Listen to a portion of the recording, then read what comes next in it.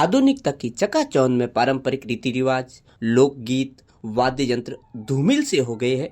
DJ के बढ़ते प्रभाव पर दम तोड़ रही है चंग की थाप। चंग की धमक व फाल्गुनी गीतों की कम ही सुनाई देती है आवाज। चौहटन डीजे संस्कृति के बढ़ते प्रभाव पर अब चंग की थाप व होली फाल्गुनी गीतों की आवाज गुम होती जा रही है। होली पर्व में कुछ दिन शेष रही है, लेकिन अब पहले की तरह गांव, ढाणियों व खेतों में लोग किसान चंग बजाते व होली गीत गाते हुए सुनाई नहीं दे रहे हैं। इससे अब चंग भी इन्हें गिने ही बिकते हैं, जबकि पहले खरीदारों को इन्हें लेने के लिए इंतजार करना पड़ता था। हंसी खुशी मस्ती के त्योहार होली में करीब 10 दिन शेष रहे हैं, लेकिन दूर दूर तक होली पर्व का माहौल नजर नहीं आ रहा है। जबकि बीते वर्षों में होली रोपण के साथ ही गांव, ढाणियों, खेतों में लोग तथा किसान चंग बजाते तथा होली के गीत गाते हुए दिखाई देते थे, तथा युवा वर्ग देर रात तक चंग की थाप, होली के मस्ती भरे गीत गाते हुए देर रात तक चांदनी रात में कबड्डी, वंजिया, गाबड़ी, पिपलिया तथा पारंपरिक देसी खेल खेला करते थे।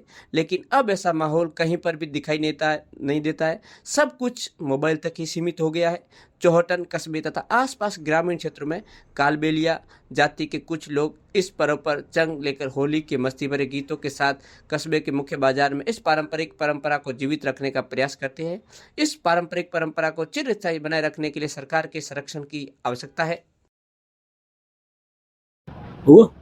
होली का पर्व जैसे जैसे नजदीक आ रहा है, हमारे इस क्षेत्र में पारंपरिक लोक संस्कृति को बढ़ावा देने वाले कुछ जो यंत्र है या कुछ जो है वो लुप्त होते जा रहे हैं, जिसमें चंग एक मुख्य है।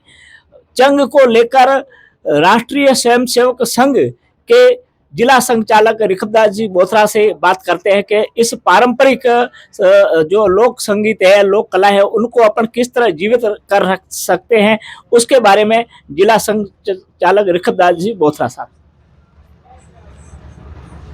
प्राचीन काल से ही चंग हमारी मारवाड़ी संस्कृति का प्रतीक रहा है।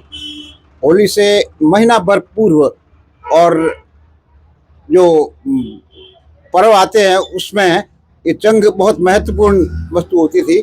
और उसके साथ में ही फाल्गुन के जो फाग गाई जाती थी, युवक सायंकाल दिन में और रात में भी ये फाल्गुन के गीत चंग के माध्यम से गाते थे।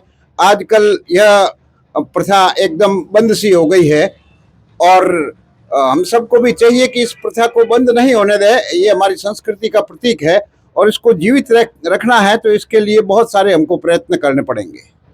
इसको लेकर क्या संघ की ऐसी योजना है ताकि इस योजना से अपन जो हमारी संस्कृति है जो अक्षुण्ण बनाए रखे?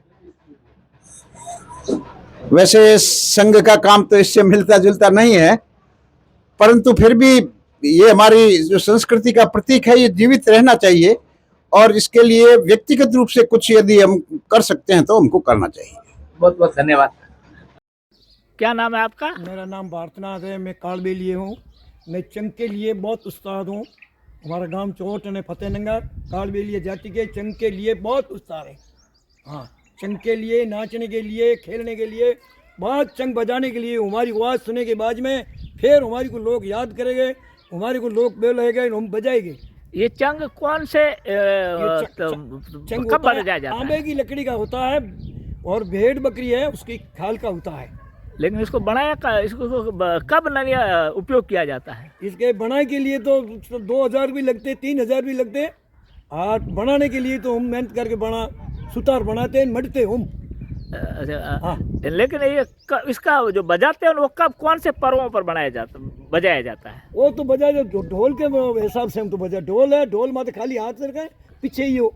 लेकिन कौन से पर्व है, जैसे होली है कि कौन से? होली तो होली आखा तीज तक। अच्छा, लगातार बजा? लगातार होली से लगाए आखा तीज तक। अच्छा है ना? हाँ, आखा तीज तक होली है और आखा तीज तक हम घेरा बजाते ही रहती। हमारा धंधा है। हाँ, ठीक, धन्यवाद। ले।